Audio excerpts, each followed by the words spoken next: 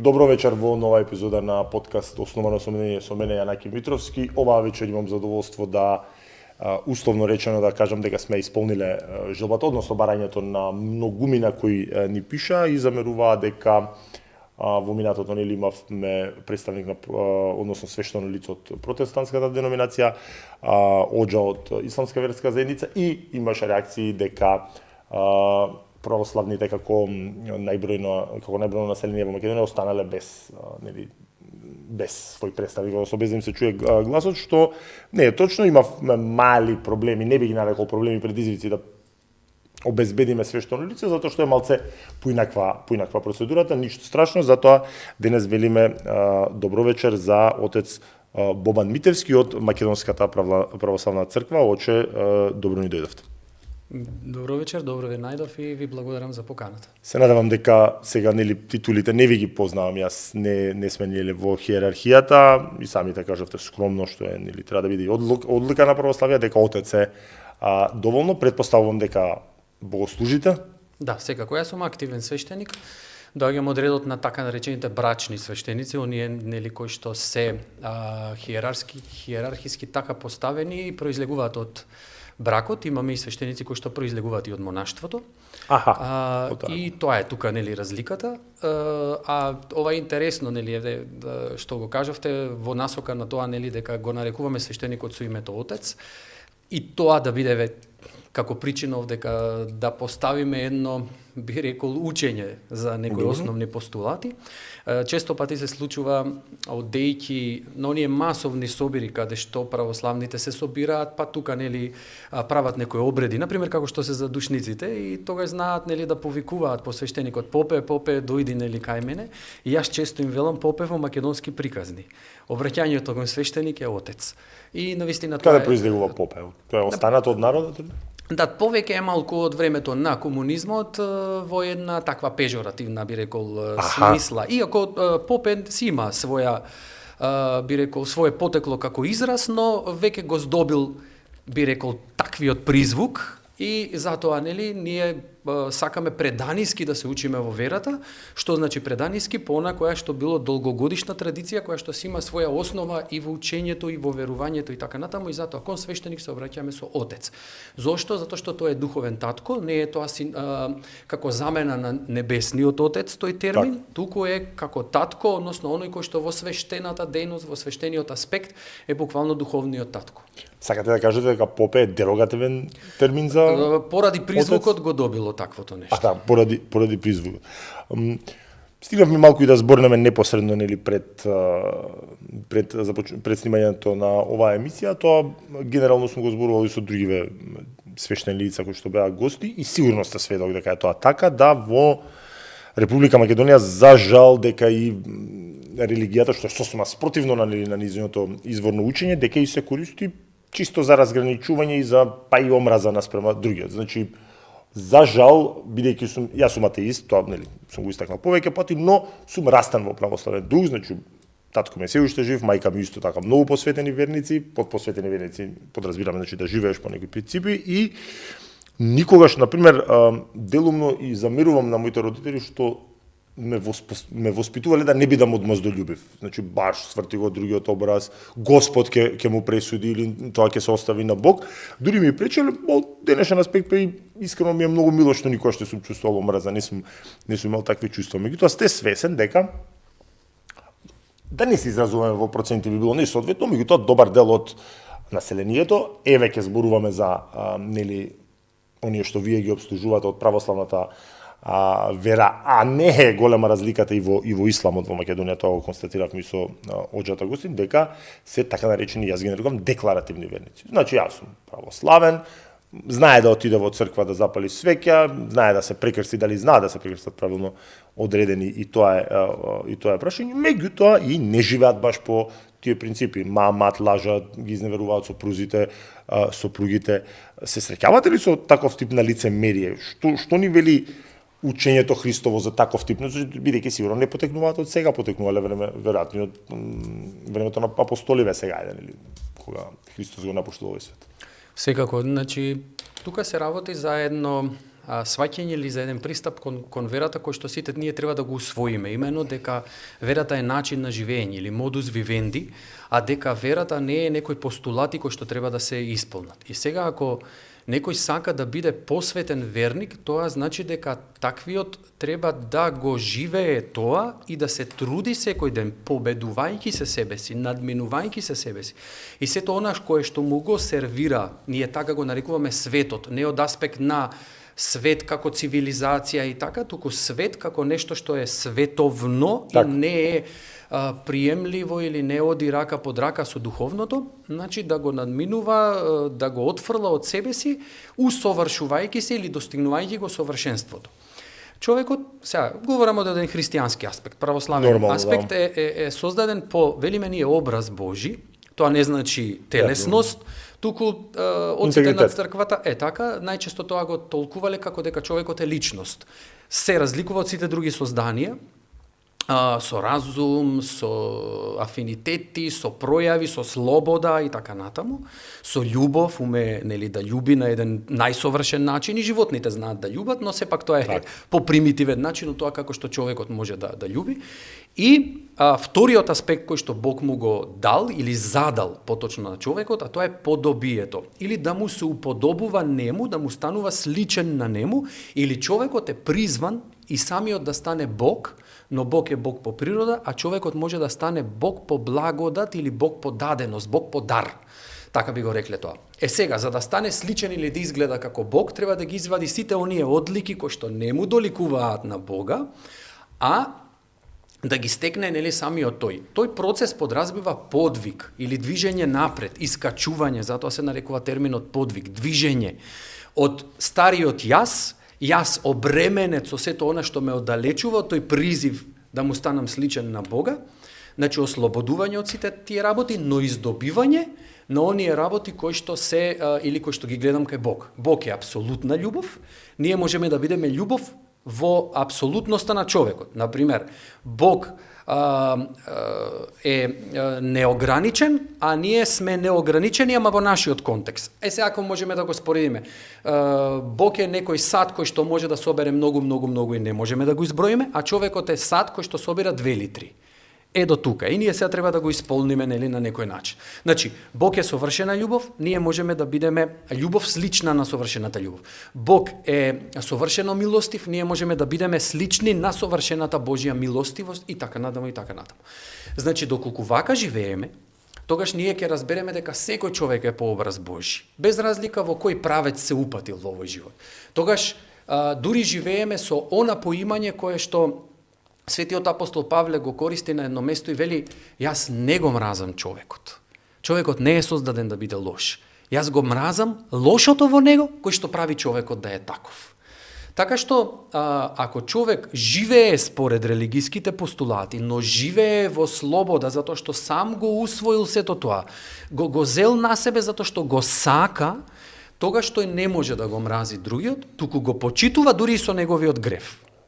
Секако трудејќи се да му укаже, да го упати, да се моли за него, да се застапува, да го советува, нели да го измени затоа што го љуби и не сака да биде во калта, туку сака да го извади буквално од калта. И тогаш доаѓаме нели до одговорот на вашето прашање дека кај нас религијата се злоупотребува во контекст на национализмот, во контекст на политиката, во контекст на секојдневните придобивки за ова или за она, а ние не ја оставаме религијата или верата таму каде што и е местото, односно да биде начин на идентитет и на живење нели на еден човек. Свесни сте за ова што ви говорам, дека значи декларативно се православни, декларативно се муслимани, чисто за една диференцијација да направат помеѓу населението и да помалку или повеќе се мрази другиот. Па стана кај нас тоа како идентификација. Ако си албанец, значи дека си муслиманин, ако си македонец, значи дека си православен. Што не е точно, што не е точно, значи така, затоа што ние имаме и таму православни, и ваму имаме муслимани. Но верата и религијата мора да се издвојат надвор од тоа што сме ние поради определба нели да бидеме овдека, зборувам како национален контекст и така натаму. И знаете, не разбираме нешто. Балканов, а и овие простори би рекол се уште во контекстот на историјата, во контекст на границите, во контекст на поделбите, додека на други места од светов гледаат повеќе за социјалната димензија, за подобриот живот. Ние како да не свативме дека мораме да научиме да живееме заедно со различностите, а не различностите да не разликуваат за да се мразиме за да живееме заедно. Еве добро, предпоставувам, ќе имаме негдека хомогена средина на само да бидеме ние и ние. Што исклучиво ретко. Да, што исклучиво ретко со миграциите денес или разните токови, но еве ќе кажам, еве ќе бидеме само ние и ние. Задоволни ќе бидеме од сето тоа, во смисла ќе напредуваме толку само затоа што сме ние, па ние имаме хомогени територии каде што се само едните и другите. Нешто многу е розево на тие територии. Предпоставувам како свештено лице сметате дека религиската припадност има супремација пред етничката? Во контекст на христијанството да, затоа што за христијанство или христијанин е идентитет кој што е над секој друг идентитет. И секоја друга припадност да е по Божјата промисла, но јас сум пред се христијанин, а потоа сум се друго. Задолжително ли е за свештено лице да носи брада? Ова од секогаш ме интересирало. Не знам дали, значи тоа е како верска догма која што треба да се следи? Не, тоа е не е догма. Правило? Не е догма, туку е правило кое што не мора да биде исполнето ако човекот нема можност да има брада. Не, во ред, не имаме физички да немате, да, ќоси се, не значи дека не можат да бидат свештеници. Но ако можете, но ако можеме, требаме и тоа да биде малку поидентично прикажано, например, да биде подолга брада, нормално средена и се. Што сигнифицира брада? Покаяние. Покаяние, во смисол? Покаяние, затоа што свештеникот живее еден живот на постојано покаяние и вториот момент, живее на една постојано жртва, самиот себе си се принесува доброволна жртва за своето паство, односно за мисијата и службата на црквата.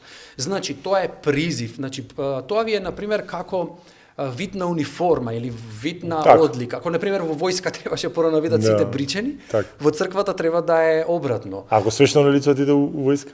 Па може, имаме капелани ние, сега не во македонскиот контекст. Добро, сега не, до 2005 имаше, нели? Да го воведеме тоа, дај Боже да успееме, но во другиот контекст, например, тогаш ќе мора да се избрише. Во Грција, тогаш би, како е, например, во Србија, Грција, православни земји, кои што јас го знам случајот, Романија, таму носат еве, како вашата, како пократка стил. Можат да носат, но носат пократка брада. Ајде малку да поразговараме околу православните адети и се она што се одлики на што го прави да речеме православието различно од другиве деноминации или се за другиве вери не баш. Значи кои се, бидејќи и луѓево имам впечаток дека и баш и не ги знаат адетите. Едно е да отидете нели само до црква и да запалите свеќа, дали е за починати, за болни, за живи, меѓутоа се пости среда и петок, секој задолжително, не е секој среда и петок. Можете ли малку веќе ви оставам и простор колку што сакате да ни кажете кои се оние специфични православни адети? Како што кажав, православието е начин на живење и тој подразбира исполнување на одредени, би ги рекол, обврски, кои што се за нас наменети во насока на тоа да не придржуваат или да не држат во еден, би рекол, калап, но калап кој што не заробува, туку напротив ни обезбедува ние да се ослободиме од она кое што не е природно за нас и да го стекнеме она кое што е природно. На тој пат или на тој процес е многу добре дојдено послушанието. Еве, например, постот кој што го спомнавте во среда и петок, има две придобивки кои што ни ги овозможува. Првото е послушание, се вежбаме во послушноста, во дисциплината, и вторниот аспект е воздржание. Тој ден се воздржувам од нешто специфично во дадениот случај мрсна храна и тоа воздржание мене ме стекнува со таа одлика, со таа навика и понатаму во животот да се воздржувам и од други аспекти, не само од храна, туку од некои аспекти кои што се поврзани со моментот каде што јас може да сгрешам, нели, и да направам нешто што е против природно. Луѓето често кога ќе им се спомне грев се некако се плашат или добиваат некоја верзија, не знаејќи го потеклото на зборот грев. Грев воопшто не значи преста против обичај, закон, закономерност и така канон или така натаму, туку значи против природно живење. Доаѓа од зборот амартија, грчкиот збор, кој што значи неприродно. Значи греф е живење во неприродна состојба. Затоа ние сакаме да ги победиме или да ги надминеме гревовите за да живееме во природната состојба која што е за човекот од актот на неговото создавање од Бога. А тоа да биде во заедница со Бога. И многу има една импресивна парабола во Евангелието, каде што се вели за оние кои што се облечени во свадбена облека и оние што не се. Имено подготвува царот за својот син свадба, ги повикува сите. И кога влегуваат, гледа еден што не е облечен во свадбена облека. Тоа е оној кој што не е облечен во добродетелност или не е облечен во совршенство. Таквиот не може да припадне таму каде во нештото или во контекстот на кој што не се навикнал во овој живот. Затоа се постот, затоа се одењето на служби, на литургии, затоа се молењето дома или колективното молење и така натаму. Не смееме да заборавиме една работа, дека црквата воопшто не е место на праведници. Туку црквата е место на грешници. И Христос самиот рече: дојдов како лекар за да ги излекувам болните, а не дојдов заради здравите. И со тоа доаѓаме до заклучокот дека црквата е лечилиште. Затоа вратите на храмот се отворени за сите, буквално за сите. И оние што сгрешиле, и оние што грешат, и оние што се трудат да не грешат, и оние што живеат колку толку поправедно, например, од другите. И затоа црквата треба кон сите да пристапува гледајќи го на нив образот и за да ги искористувајќи го потенцијалот што е во нив, да ги воведе кон она кое што е за нив, би рекол, домашна задача или зададеност, а тоа е подобието кој што го спомнав на почетокот. Кога зборуваме за традициите и обичаите, ако тие не произлегуваат од свештеното предание на црквата и не водат, немаат смисла да не водат кон совршенството кон кое што сме призвани, а тоа е да му станеме слични на Бога, тогаш тие немаат смисла сами по себе. И затоа црквата честопати се буни на разните обичаи или традициите. Тоа се слава да се собереме, да се испијаниме, да се најдеме. Кои што го мотивираат повеќе конзумерството или излегувањето надвор од контекстот, а само затоа што било традиција. Еве ги спомнавте славите. Или бадниковите огнови против кои црквата секоја година упатува апели од многу аспекти да не се прават. Не само што го нарушуваат онаа традиција или предание на црквата. Пагански обичаи. Така, ама и затоа што во време кога Скопје е енормно загадено, ние палиме дополнително чадиме. Или пак еднаш кога давав изјави дека тие дрва може да се донираат на сиромашни. Сега вика, види, свештениците сега се најдоа да зборуваат за донации. Па свештениците сите ги призиваат да треба да дадат пример, ама треба и сите да ги призват кон она кое што е добронамерно, нели, за сите нас. Така што, доколку обичајот не произлегува од литургискиот контекст на празникот или на празнувањето или на настанот, например, прво сите се собереме во црква, па потоа да продолжиме и на трпеза, зошто да не, ама амбиентот, достоинството да го сочуваме, нели, тогаш е се во ред. Моја забелешка, мој впечаток е дека литургиите во Македонија не се високо посветени, за разлика, например, не знам како е во Србија, но, например, во Грција, во недела е као празник секоја недела. Значи, во Грција, секолку и таму декларативно не е моја да ценам, ниту сум толку упатен, меѓутоа, бидејќи сум често таму, можам да забележам дека во недела, значи, конкретно во едно село каде што често одам, значи, селото е најраздвижено во недела и, значи, таа помала селска црква е фул. На што се должи тоа? Дали кај нив, например, црквата е секаде мокна институција, вие сакате се согласили или не, и нема зашто не согласите. Факт е дека црквата има одреден сегмент на мок, но во Грција веројатно сте запознаени дека исклучително мокна институција. Ако не се лажам, веројатно и заложителна е таму, може и да грешам.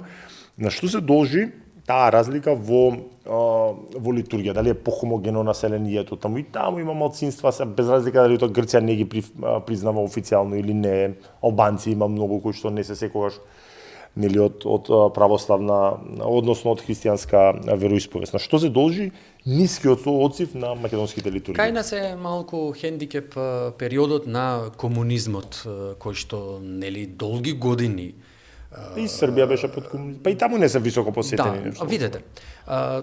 И за Грција не е во глобала приказната така. Например, еве сега Јас што сум го точно видел. Но еве ако дојдете например во неколку храмови во Скопје ќе видите дека нема место каде игла да се фрли во недела на литургија. Тоа е така затоа што многу зависи од тоа кој служи, како пристапува авторитетот на самиот свештеник и така натаму. Но и во Скопје имате храмови кои што се толку посетени што буквално некогаш и нема место и дури луѓе одат во други храмови затоа што не може да бидат таму каде што сака.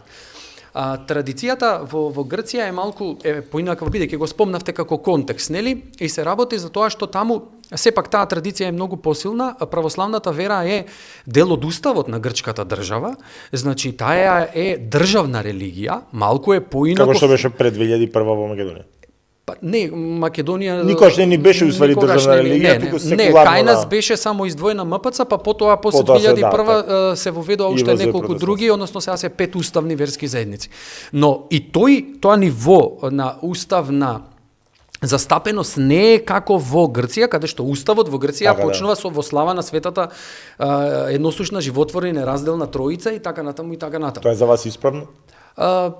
Видете, нарушува секуларноста. Во овој зависи од тоа какво уредување избрала државата. Грција не избрала краен секуларизам, туку избрала, би рекол, комбинација, кај нас е избрано така. И сега, ако е избрано, треба да си се движи како што треба да се движи, но јас тука имам па една друга забелешка што кај нас таа поставеност на секуларно уредување. Значи слободно искажете си ги ставовите, како да се воздржувате да кажете? Не, таа поставеност, ги бирам само зборовите. Тоа поставеност на секуларното уредување кај нас на државата некогаш дозволува толкување на секуларизмот како безбожно. Да, и како што мене ми е сега сакам денеска да ми биде, односно како што мене ми е потребно, потребата ми налага денеска да биде. Па така ние пливаме или се движиме од милитантен, јас така го нарекувам, секуларизам, до премногу либерален секуларизам. Значи, треба да обезбедиме некое толкување на тоа каков е секуларизмот кај нас. Зошто?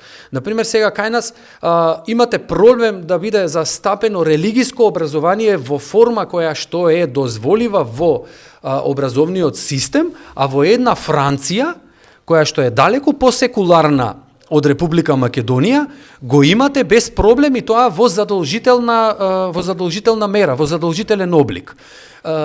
Треба малку да ги ставиме, да знаеме на што сме. Ако сме секуларна држава, не сме атеистичка држава или не сме комунистичка држава, сме демократска држава. Тогаш треба да дозволиме и на религијата до некој домен да биде застапена. Веронаука има во Македонија? Нема во Како нема? Нема во облик на веронаука, туку има во облик на предмет кој што се нарекува етика во религии. Добро. И се изучува етичкиот систем на религиите. Што од мој аспект е доволно добро, а разликата е во тоа што тука се изучува само етичкиот аспект. Например, оние постулати кои што се љуби, не му наштетувај на ближниот, сакај го ближниот како себе си, не мами.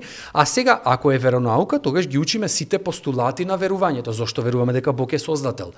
Во догмите на учењето и така натаму. Не смета дека тоа треба да биде оставено на домот, на родителот, пред се на родителот. Са секој, како што ви кажав и порано, мојата ќерка кога беше помалечка, сметаше дека Бог не постои, и тоа нормално дека произлегува. Јас никогаш не сум и наметувал, ама нормално тоа од кого ќе земе пример ако не од родителот. Сега имаат некој пресврт двајцата, нели, син ми е по нејзино влијание како значително помал, дека постои Бог, се сметаат за верници и така натаму. Значи, нели сметате дека тоа например треба да биде оставено на домот? И дали сметате дека веронаука треба да се одвива во училиштата, или пак да се има црквата или ИВЗ своји институции каде што тоа треба да се одвива? За мене и не сум јас против веронаука, но тоа да биде одвоено од образовните институции, затоа што тогаш имате несомнено мешање меѓу државата и црквата. Во вашиот дом не може свештени лица да ни водат политика. Не мора да се свештени лица, и тоа не е водење на политика, туку тоа е едноставно информирање на населението за работи кои што се толку длабоко вкоренети во нашата традиција и во нашите генерации во минатото. Во вашиот случај, вашата ќерка немала избор и никогаш немала да ја дознае информацијата за другото. Затоа што вие никогаш нема да изборувате нели за тоа. но колку е различно таја да ја има како информација. А што мислите вие ако ја има како информација, па таа ќе живее така? Зошто ние не дозволуваме во просторот да ја дозволиме информацијата дека постои нешто друго од она што ние го чувствуваме или го живееме? Зошто тоа значи дека таквиот човек веднаш ќе тргне по тоа другото? Нема потреба да има тука страв. А од друга страна, еве јас па поставуваме на друга дилема. Зошто во образовниот систем ја има само теоријата за креација, а не се кажуваат и другите теории, нели, за нештото. Па сега нели е тоа малтку, нели, ограничувачки информационо, и зошто некој се плаши дека ако населението, нели, стане поупатено во нешто е подобро, затоа што ќе ги знае и другите подобро, едните со другите кои што живееме во овој контекст ќе се знаеме подобро.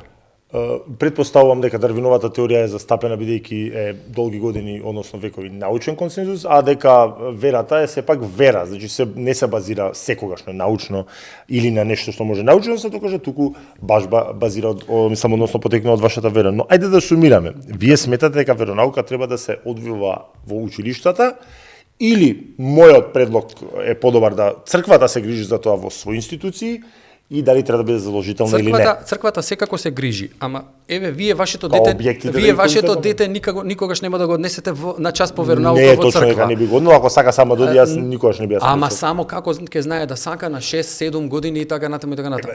Не можете да го врзувате вие, видете вака, ја имав со едни, па тие веројатно беа протестанти на факултет, дискусија со како да ги наречеме, од оние што патуваат, па имаат, значи така на тој начин ја шират верата, значи не можете вие, он ми вели да си религиозен, значи да си добар човек. Не можете да го не е точно. Добар човек да бидам, да ја морам да бидам верник. Тоа е малку инака. Вие треба општеството да биде фер и да даде простор за информираност. Дека црквата нема простор за информираност, тоа не можам да го прифатам. Нема затоа што нема од аспект на тоа што да, таја има објекти каде да го прави тоа, има начин како да го прави тоа, но никој нема тоа да буквално да го конзумира во еве како да го кажам, во мера во која што тоа би било доколку постои задолжителен облик, но задолжителен облик на она кое што е прифатливо да биде за општеството. Јас не зборувам дека ние треба во државното образование да продуцираме верници, да произведуваме верници. Туку треба да им дадеме информираност за некои работи кои што се цивилизацијска придобивка на овој свет. Значи, вие, Европа, кон која што ние тежнееме, или европската цивилизација, поврзано многу затоа што почива на христијанскиот идентитет. И сега ние, второ, кога ќе дојдат, Европа постоела и пред него смисла на во таа ја кога ќе дојдат овдека гости од каде да било, ние кај ги носиме? Да, у цркви, у манастир. Па што им представувам? И сега нашиве верници, под наводници. И во мејани си извинувам. Добро, тоа си е придружен аспект. Нашите верници не знае да му објасни кога ќе влезат во црква која е оваа икона. Што е тоа? Тоа не го прави верник ако го знае тоа како информација, како што не го прави верник или ако не го прави припадност кон нешто, ако знае дека информиран го тривилизирате. Значи вака сега. Еве, најдобар демант на ова што го зборувавте претходно. Еве, јас не сум ме воспитал во тој дух, меѓутоа не нормално не сум ми презентирал вера, бидејќи ја сум верник, на ќерка ми не сум и наметнувал да биде овакво верник, односно не сум ја охрабрувал да биде верник, ниту пак сум и забранувал да биде верник. Еве како нема веронаука, како мојата ќерка на 16 години себе си се декларира како православен христијанин, немала од кај да научи. Во оваа ера на информираност, тоа не е возможно баш на начин на каков што го представувате, дека се нема да има веронаука. Ги девалвираме работите затоа што не може да го дознае тоа ако некој не го даде примерот. Јас ова го поставив во една дебата, исто кога зборувавме вака, дали треба или не треба да го има и во која мера или во која форма треба да го има. Јас велам, треба да го има, но државата нека ја одреди формата. А зошто го зборувам ова? Кога го зборував на една дебата и велам и кажувам еден пример од нашата народна поезија. Кога, ајде сега ќе го спомнеме Турчинот, нели, и бара на македонката да се откаже од верата. И таа му вели, аго ни за жива глава. Умрев Турчинка.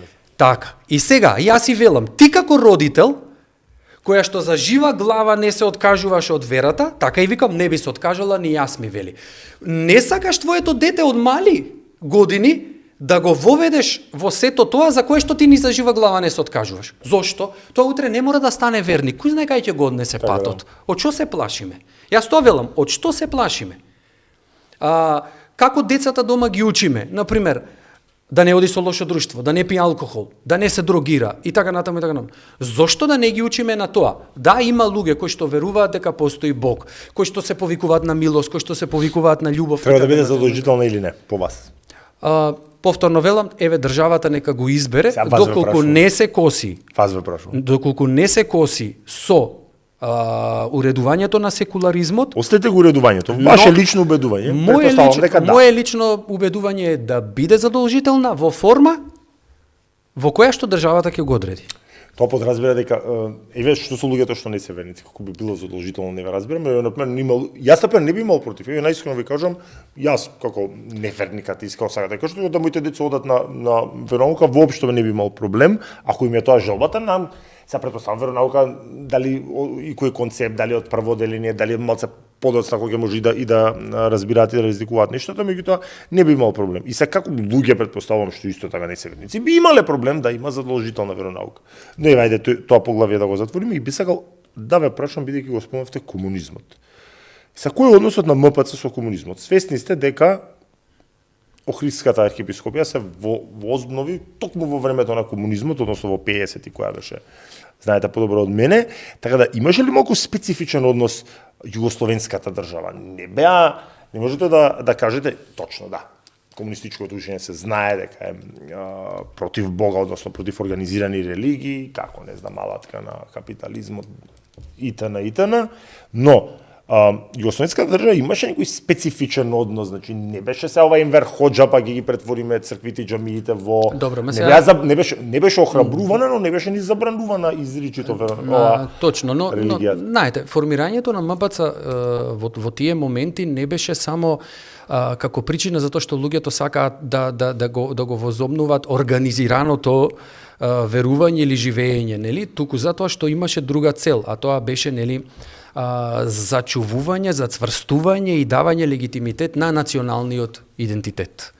Значи тука го имаме малку и тој момент како аспект. Второ, југословенскиот комунизам има нивоа во кој што се изразувал низ текот на времето. Јас би рекол дека тоа бил многу либерален комунизам кој што не забранувал ништо, но не си можел да напредуваш ако во хиерархијата на власта, на партијата, на системот, ако знаеш дека си бил верник, ако твоите деца биле крстени.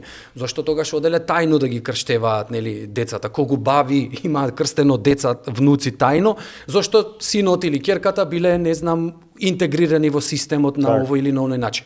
Што е тоа ако не е, би рекол, малце пропагандно влијание, нели, па сега ти ќе речеш чекај, јас не можам да напредувам и така натаму и така натаму. Така што тие моменти ги има, многу свештеници имаат лежено и затвор заради некои во 50-тите подоцна заради некои идеи кои што нели ги имале, така што не бил комунизам како што бил во Албанија или во Русија во еден даден период, но сепак ја имал таа, би рекол, разграниченост или би рекол еве некоја репресивност во однос на религијата и на црквата, која што не била толку нагласена. Ни време отоманско, ни време комунистичко, нели него уништиле доминантно православието. Па добро, знаете што вели Евангелието, знаете што црквата вратите на пеколот нема да ја надвладеат, така што двете мои баби кои што се родени во 30-тите години, нормално, не се меѓу живите, има за тоа меѓу властите искрено постои, а порано не знам дали беше и кај другите народи традиција да тетовираат крстови на чело, што е нели останато од првичните векови на време турско подоцна, нели не се земаа јаничари и ѓуќина, меѓутоа нели кога земаа данок во крв, така ги заштитуваа у принцип децата. И девојките од така е останато да се обележуваат со крстови за да не може да се земаат како данок во крв. Кој е односот на православието со другите вери и со другите деноминации и со неверници, односно како се викаат, не знам кој е вашиот стручен термин за луѓе кои што не веруваат во Бога. Повеќе антитеисти отколку атеисти. Значи, православието на изворното, би рекол преданиското православие го прифаќа сечи избор. Кога во пракса тоа и не е баш така. Бог го прифаќа сето тоа, или кога Бог не создал со дарот на слободната волја, затоа ние не веруваме во судбина.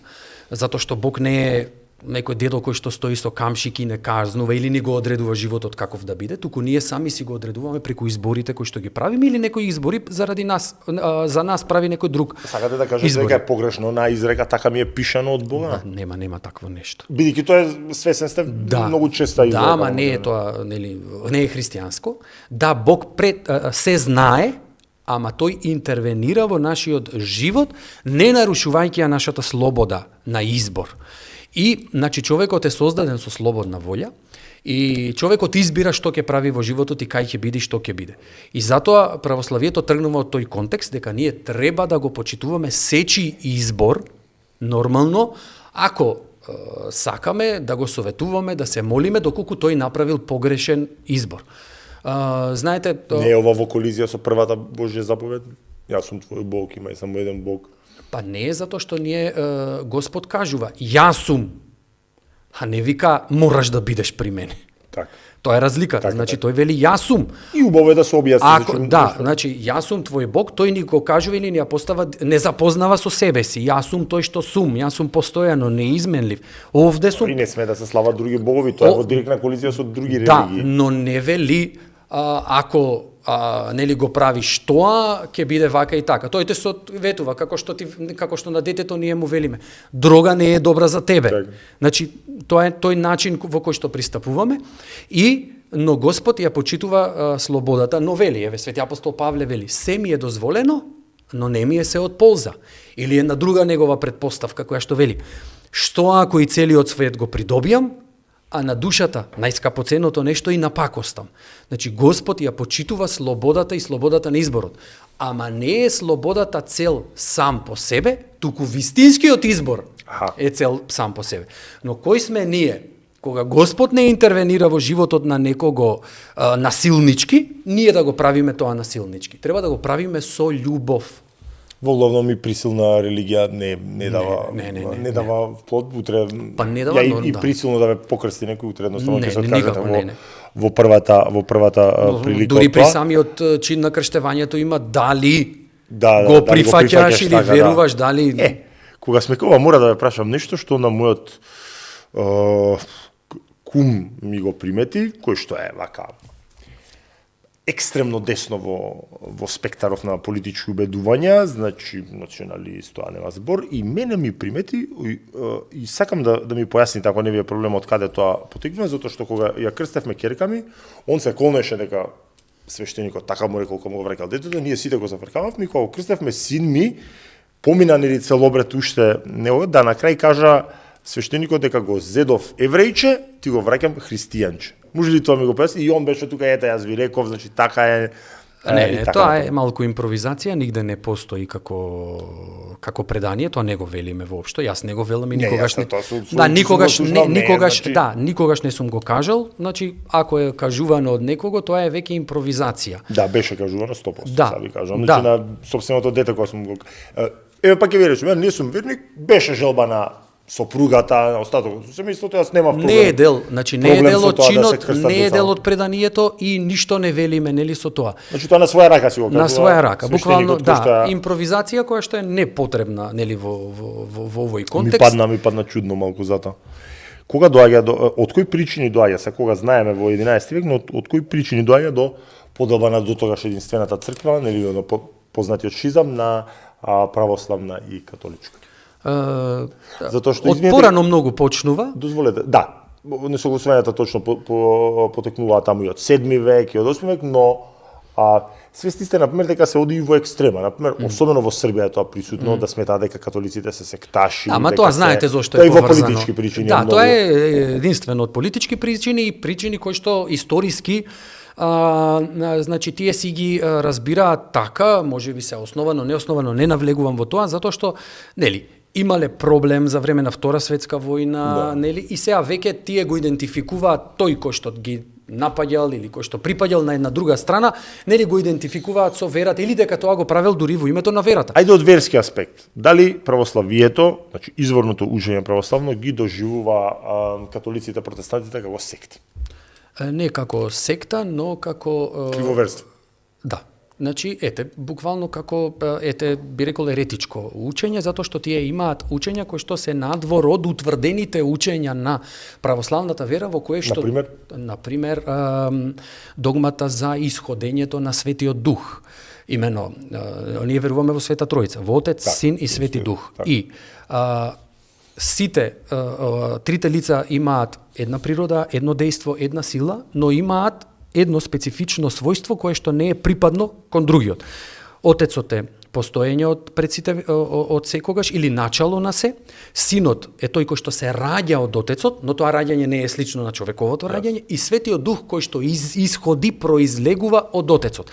Они додале и од синот, и тоа е познатото филиокве или кве, значи од синот, и тоа е, нели, на Никејскиот собор, поточно на Никејот Цариградскиот собор, кај што е усвоена символот на верата или краткото изложување на верата, во кое што верувале, значи и они, формулацијата е и во Светиот Дух Господ, кој излегува од Отецот, на кого се поклонуваме и го славиме и така натаму и така натаму.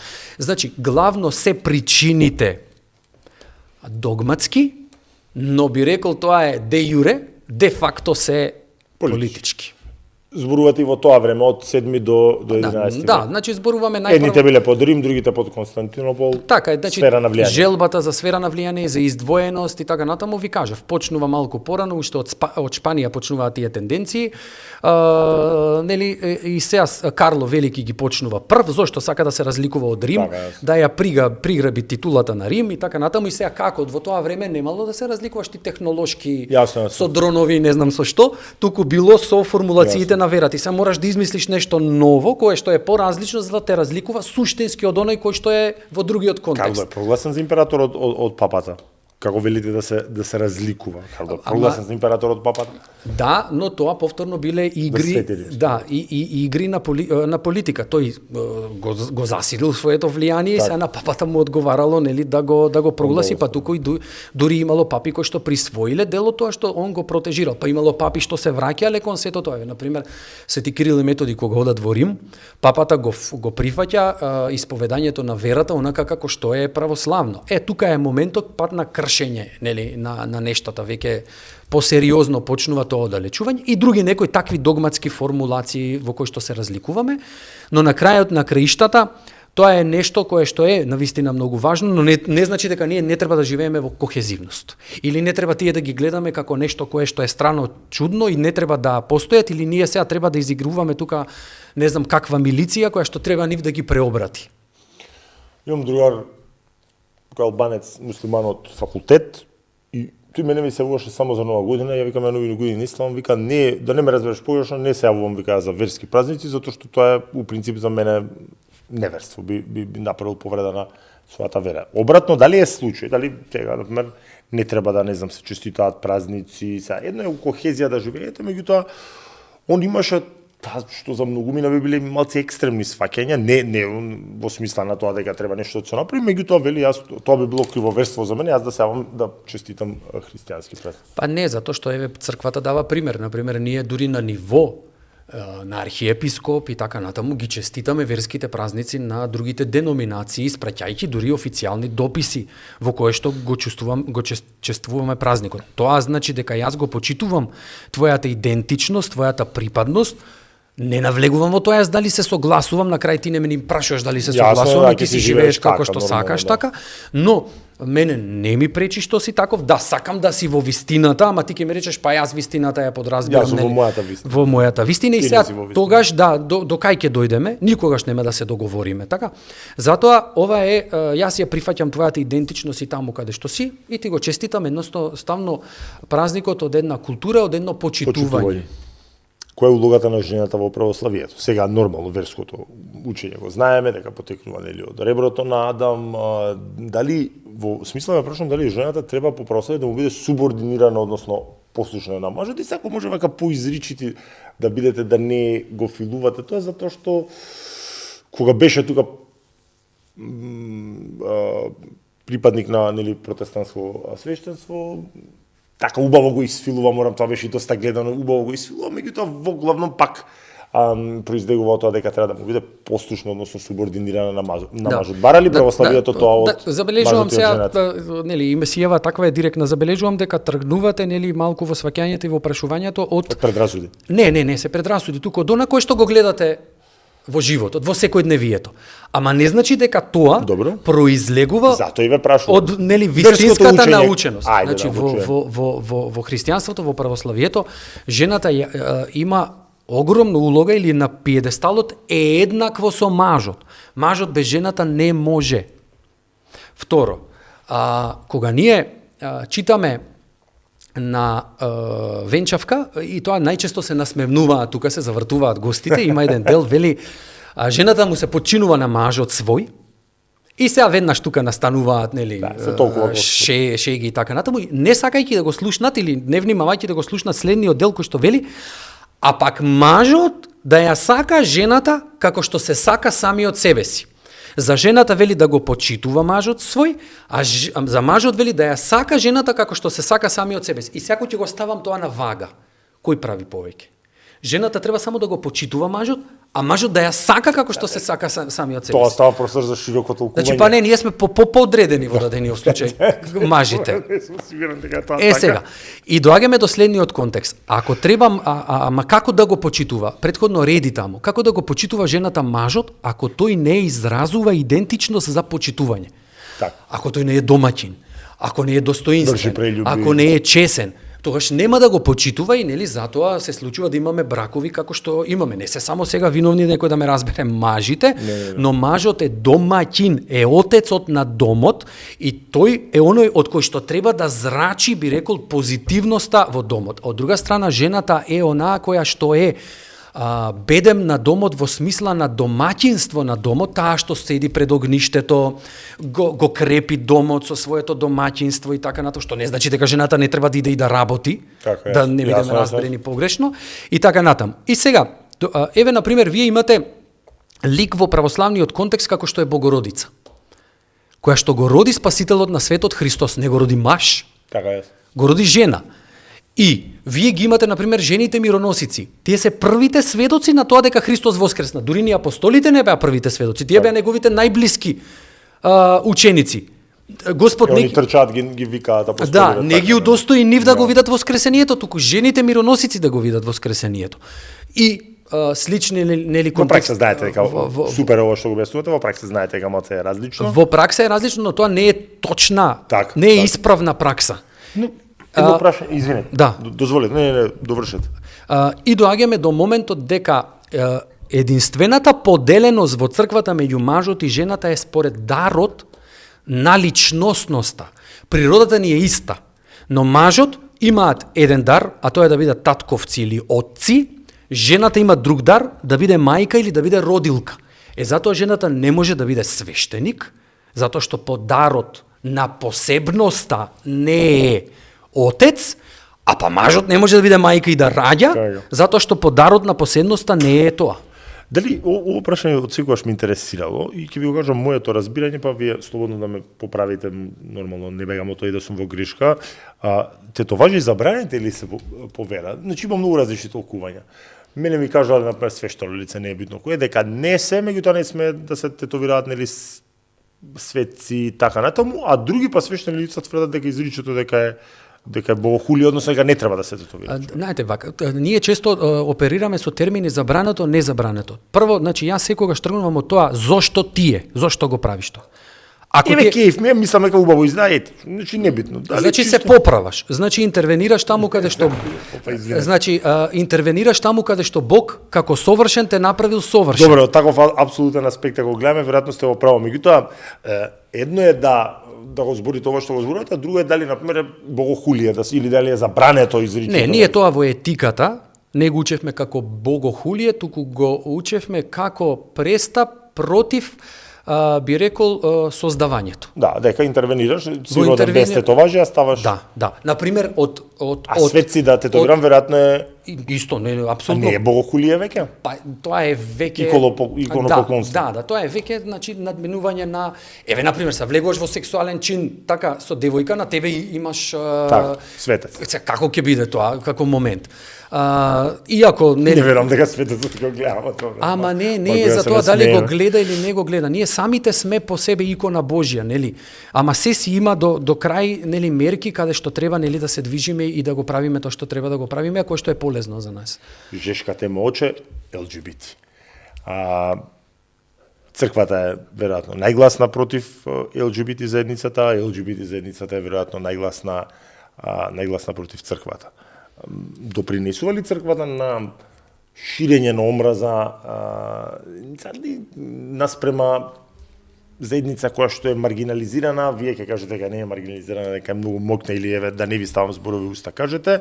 Ставот се знае, нели, верски, која Содома, Гомора, но по искуство во досегашно во подкастов, веројатно ќе кажете дека кои сме ние да судиме, еве, ако е тоа така, еве, како постојат хомосексуалци, нели и тие Бог ги створил, ако и кои сте вие да интервенирате, дека не треба да бидат такви кои што се. Има колку LGBT со тоа што нели да пазиме да не. Значи, внимавајте, црквата воопшто не го говори јазикот на омразата и на отфрлањето, го говорат црковните или дел од црковните. Да, дел од свештениците стигматизираат. Непотребно според мене, затоа што оддалечуваат една популација која што јас сакам да ја видам во црквата и сакам да ја видам Но како да видите, тој живее во греф. Значи тој во старт живее во греф и алкохоличарот, живее во греф и коцкарот, живее во греф и наркоманот, живее во греф и оној кој што постои се еве некоја да не бидам смешен градација, значи ова е еден од веројатно најсериозните гревови. Ама ај сега кажете ми колку, ако сакам да го ставам иако не постои градација, ќе ви кажам една приказна за тоа на гревот. Значи еве ќе ги ставам на вага. Нели, припадник на хомосексуалец и, например, коцкар. Добро. Кој повеќе штети? Веројатно коцкарот, затоа што ќе уништи цела фамилија. Така. И сега, за тој не зборам, не го стигматизирам, нели, овој го стигматизирам. А второ, зошто не постои градација меѓу гребовите? Сигурно дека не постои, се обидувам да не го губам времето, па ќе се вратам на прашањето. Вели се исповедаат кај двајца луѓе кај еден свештеник и велат, едниот вели има многу голем грев направено и му кажува што како, другиот доаѓа и вели јас имам многу ситни гревови направени. Ај сега вака рече, оди ти собери 20-30 ситни камчиња, ти донеси еден голем камен. Сега вика, вратете ги на истото место од каде што ги земавте. Тој што го зел големиот камен, знае каде го врати, тој што ги зел малите камчиња, не знае точно на кое место да ги врати. Така што малите го убиваат полека, барем за големиот е свесен. Значи нема градација, сакам да кажам, нели, на гревовите според овој пристап кон нештата. Кон тие луѓе, ние гледаме како на луѓе кои што извршиле некој свој избор во животот.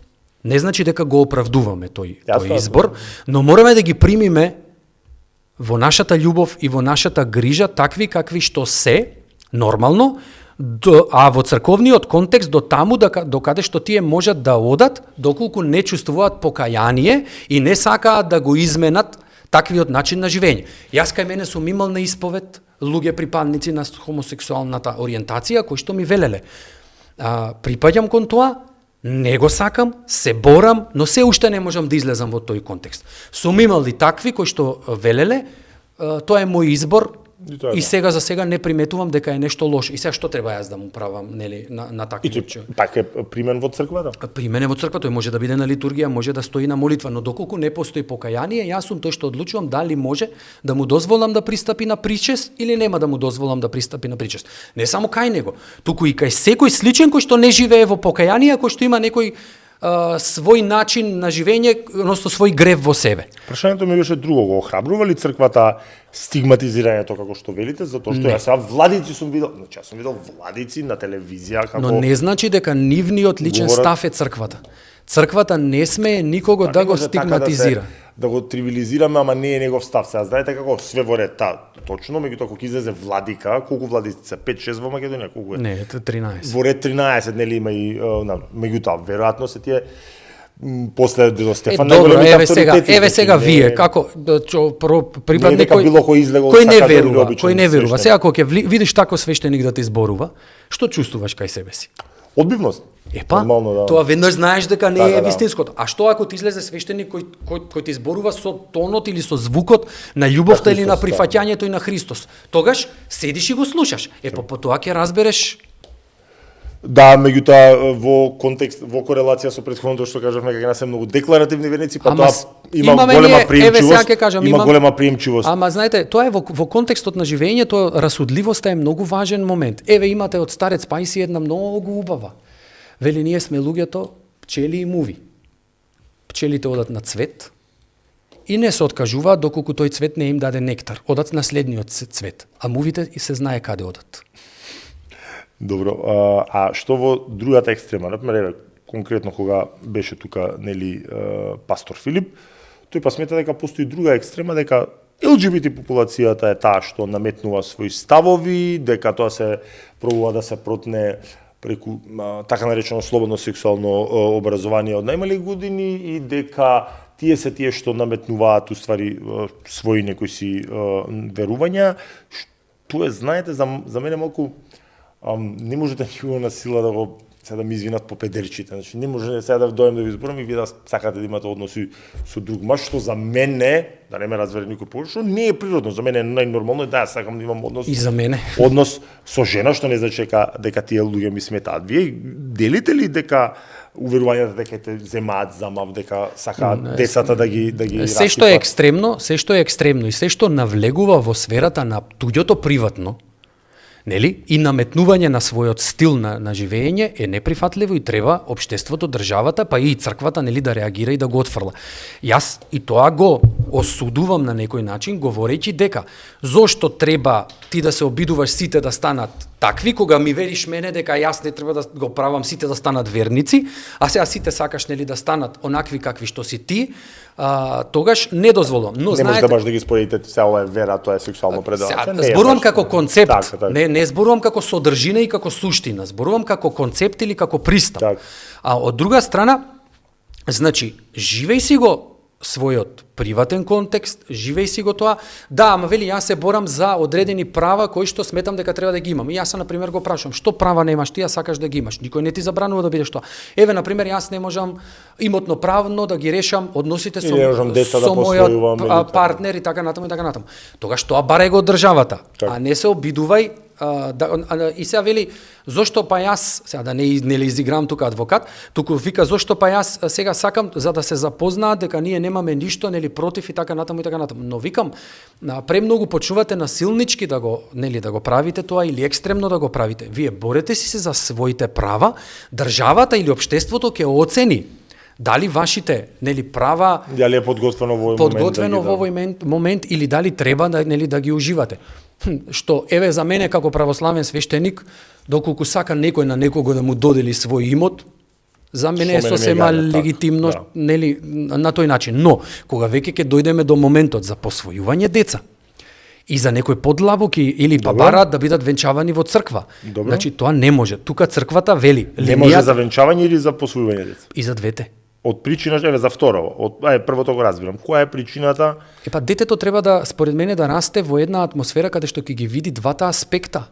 Добро. Значи и женскиот, затоа што се свесен дека во овој дел неосновано се поврзува хомосексуалност со педофилија. Значи има и хетеросексуалци кои што се педофили, тоа нема допирна точка. Нема врска тоа, не, тоа се сема друго. Туку вие видите дека вториот аспект на родител дека е неисполнет. Нема да го види, да.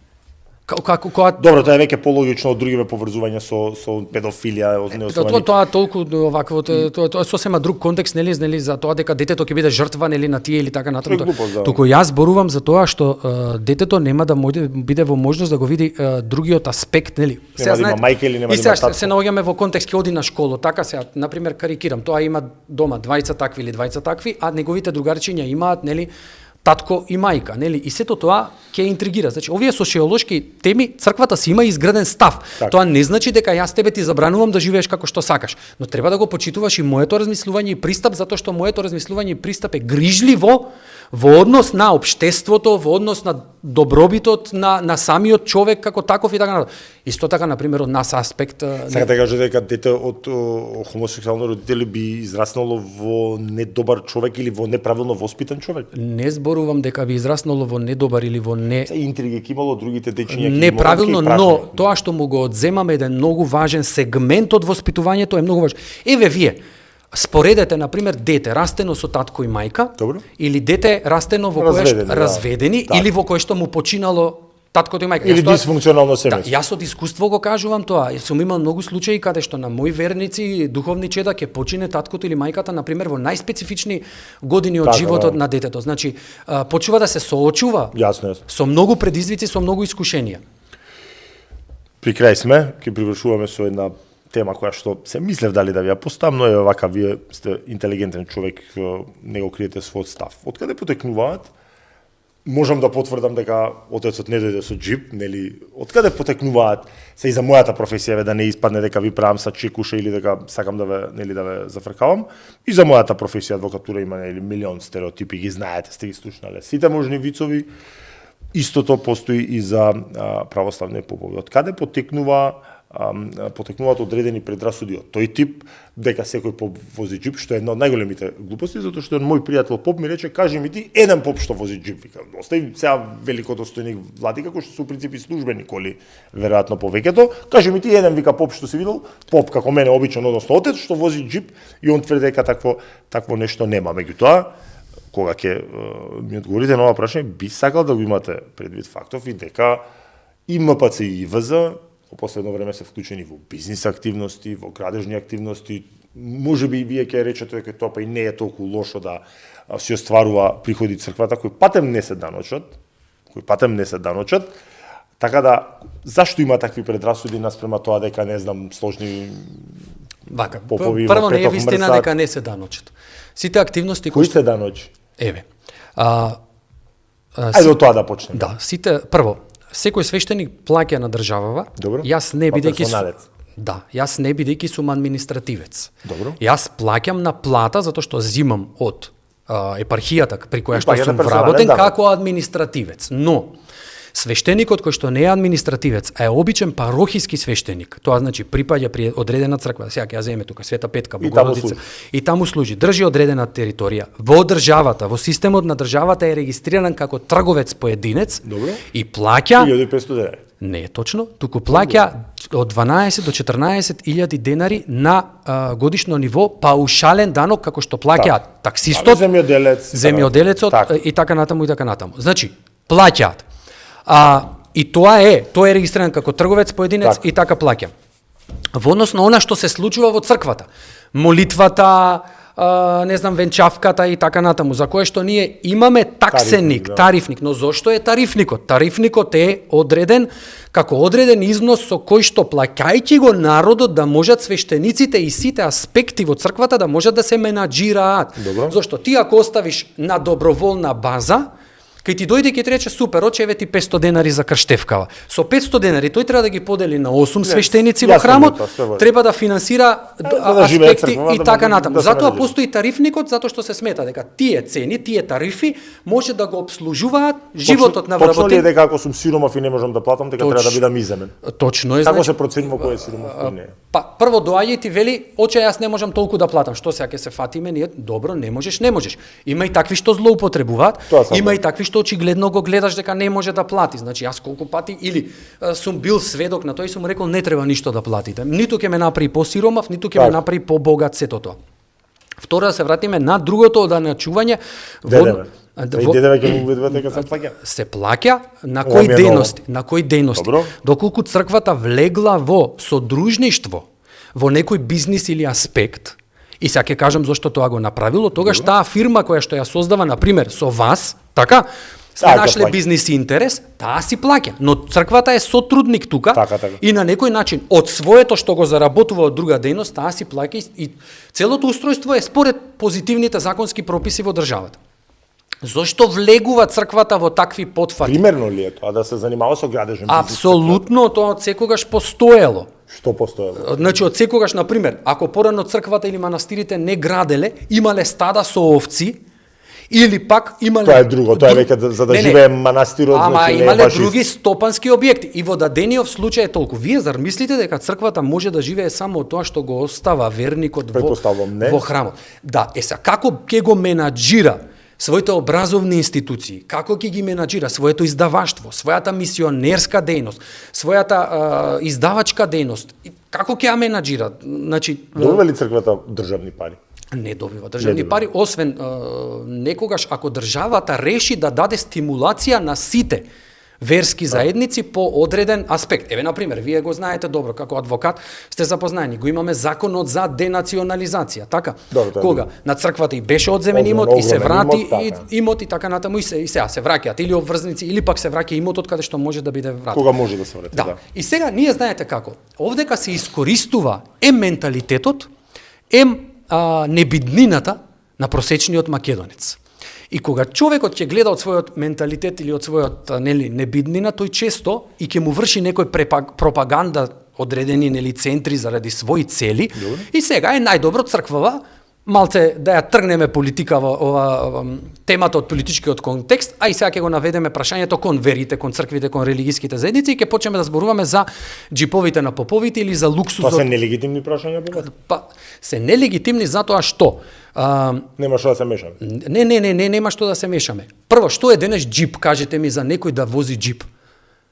Добре, сега знаете дека во контекст се мисли на луксузно возило. Кој е луксузно возило? Има и Peugeot джипови од 18-20 евра кој што е сега просечна цена половни, кој што е просечна цена за возило. 4, 5, 6, 7 милијади евра. Па јас, например, како семејство со мојата жена со која што работиме 20-30 години, имам потреба, имам 2 деца, 3 деца, сакам кога одам до одредена дестинација да ми биде комодно. Некого ќе го прашам тоа да го купам, тој кога купува мене ме прашува. Не. И зошто тоа, зошто е тоа една погрешна перцепција на... Не требаше ви го спомнувам, веднага зив на жил, сега се вознемирив прв пат на крај за джипот. Не се вознемирив, напротив, не се вознемирив, туку мене малку ми изгледа како да... Не дојде во джип да повториме, значи тоа. Да, не дојде во джип. И возилото ми е старо веќе 15 години. Значи, работата е во тоа што мене вака сум малце поексплицитен околу овие прашања, затоа што мене ме навредува нивото од кое што сакаме да размислуваме. Тоа е проблемот. Значи, знаете како ние ги решивме сите нешта или скромноста ја гледаме во тоа кој има, а не како се однесува со тоа. Ќе завршаме со тоа. Во Стариот Завет имаме една приказна за праведниот Јов. Добро.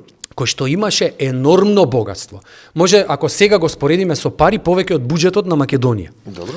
Тој имаше се и беше праведник и ѓаволот му рече: ако могу одземам богатството, му вика на Господ, го искушам, ќе видиш дека ќе похули на тебе. Му дозволи Господ. Му го одзеде, не похули на него. Ако му го одземам семејството, ќе видиш дека ќе похули на тебе. Допушти Господ, падна, кровот се сруши, му е уби целото семејство. Ако му го одземам здравието, ќе похули на тебе. Ти дозволувам. Му го одзема здравието, не похули, остана верен. Господ му го врати после тоа сето што го имаше, дупло тоа што го имаше, но сакам дека кажам дека тој човек живееше со енормно богатство, ама скромноста ја имаше во својот живот. Затоа, да не гледаме од својот статус на статусот на некој друг, туку да го гледаме неговиот начин на живење, неговото однесување. Повторно ќе дојдеме до тоа, да, тој има, се прави важен, арогантен, не е скромен, прави вака и така. Добро, одбегни го тој пример. Што бараш по тој пример да го следуваш? Тој пример ти дава тебе сега слика за сите нас. Во случајот во вашата професија има такви адвокати. Зошто кај вас да не дојдат ако некој адвокат е корумпиран или не знам како? Отец, благодарам многу на одвоеното време. Се надевам дека допревме до поширока јавност. Дај Боже.